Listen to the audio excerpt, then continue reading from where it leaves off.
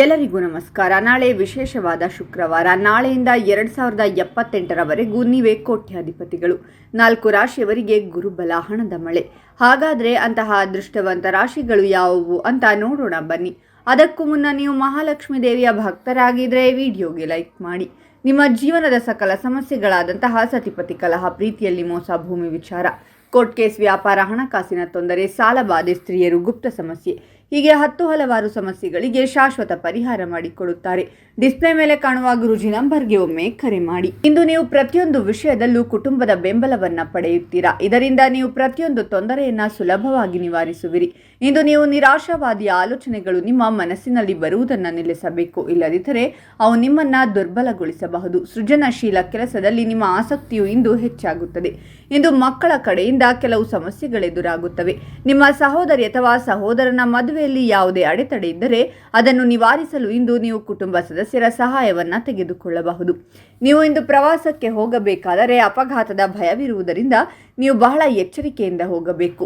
ಇಂದು ಕುಟುಂಬದಲ್ಲಿ ಸಮಸ್ಯೆ ನಡೆಯುತ್ತಿದ್ದರೆ ನಿಮ್ಮ ತಂದೆಯ ಸಹಾಯದಿಂದ ನೀವು ಪರಿಹಾರವನ್ನು ಕಂಡುಹಿಡಿಯಲು ಸಾಧ್ಯವಾಗುತ್ತದೆ. ಈ ಸಂಜೆ ನೀವು ನಿಮ್ಮ ಸಂಗಾತಿಯೊಂದಿಗೆ ಗೃಹೋಪಯೋಗಿ ವಸ್ತುಗಳಿಗಾಗಿ ಶಾಪಿಂಗ್ಗೆ ಹೋಗಬಹುದು. ಇಂದು ನಿಮ್ಮ ವ್ಯವಹಾರಕ್ಕಾಗಿ ನೀವು ಯಾರಿಂದಲಾದರೂ ಸಲಹೆಯನ್ನು ತೆಗೆದುಕೊಂಡರೆ ನಿಮ್ಮ ಬುದ್ಧಿವಂತಿಕೆ ಮತ್ತು ವಿವೇಚನೆಯನ್ನು ಬಳಸಿಕೊಂಡು ಮಾತ್ರ ಅದನ್ನು ಕಾರ್ಯಗತಗೊಳಿಸಿ. ಇಂದು ನೀವು ಪಾಲುದಾರಿಕೆಯಲ್ಲಿ ವ್ಯವಹಾರ ಮಾಡುವುದರಿಂದ ಪ್ರಯೋಜನ ಪಡೆಯುತ್ತೀರಾ. ಇದು ನಿಮ್ಮ ಆರ್ಥಿಕ ಸ್ಥಿತಿಯನ್ನು ಬಲಪಡಿಸುತ್ತದೆ.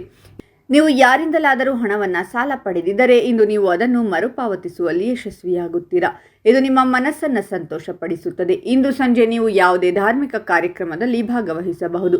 ಇಂದು ನಿಮ್ಮ ಯಾವುದೇ ಕೆಲಸವನ್ನು ಪೂರ್ಣಗೊಳಿಸಲು ನೀವು ಸ್ನೇಹಿತರ ಸಹಾಯವನ್ನು ಪಡೆಯಬಹುದು. ಆದರೆ ಇಂದು ನಿಮ್ಮ ತಾಯಿಯ ಆರೋಗ್ಯದ ಕುಸಿತದಿಂದಾಗಿ ನೀವು ಸ್ವಲ್ಪ ಚಿಂತೆಗೀಡಾಗುತ್ತೀರಾ.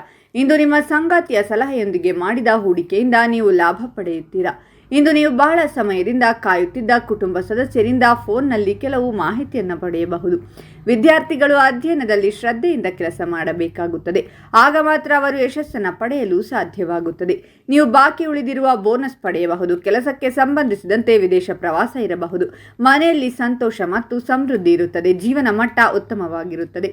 ಜೀವನದಲ್ಲಿ ಸಂತೋಷ ಉಳಿಯುತ್ತದೆ. ನಿಮ್ಮ ಅದೃಷ್ಟದ ಬಾಗಿಲು ತೆರೆಯುತ್ತದೆ. ನೀವು ಅನಿರೀಕ್ಷಿತ ಹಣವನ್ನು ಪಡೆಯುತ್ತೀರಾ. ಕುಟುಂಬದಲ್ಲಿ ಸಂತೋಷವಿರುತ್ತದೆ. ನೀವು ಮಕ್ಕಳಿಂದ ಸಂತೋಷವನ್ನು ಪಡೆಯುತ್ತೀರಾ.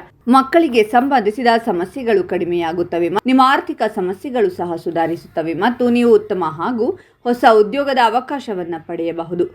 ಹಾಗಾದರೆ ಇಷ್ಟೆಲ್ಲ ಅದೃಷ್ಟಗಳನ್ನು ಪಡೆಯುತ್ತಿರುವ ರಾಶಿಗಳು ಯಾವುವೆಂದರೆ ಮಿಥುನ ರಾಶಿ, ಕಟಕ ರಾಶಿ, ಧನಸ್ಸು ರಾಶಿ ಮತ್ತು ಮೀನ ರಾಶಿ.